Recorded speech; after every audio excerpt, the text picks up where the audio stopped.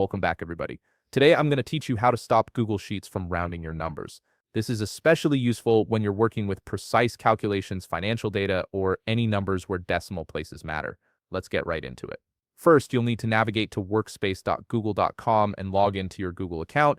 Make sure you're using the correct credentials that have access to your spreadsheets. Once you're logged in, you'll land on your Workspace dashboard where you can see all your available files and folders. From the dashboard, locate and click on the spreadsheet where you're experiencing the rounding issue. This will open up your sheet in a new window, giving you full access to all the data and formatting options you need. Now here's the problem many users face. Let's say you have some sample data in your spreadsheet, and whenever you try to input a number with decimal places, Google Sheets automatically rounds it to a whole number. For example, if you type in 92.857, the sheet immediately displays it as 93. This can be frustrating when you need to maintain accuracy in your data. To fix this, you first need to select the cells where you want to preserve decimal places. You can do this by highlighting the specific data cells, or if you want to apply this to an entire column, simply click on the column header at the top.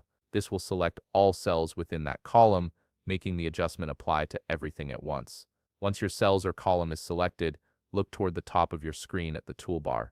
You'll see an icon that looks like .00 with a small right arrow underneath it. This is the Increase Decimal Places button, and it's exactly what we need to solve the rounding problem. Click on this icon once, and you'll notice that your selected cells now display one additional decimal place.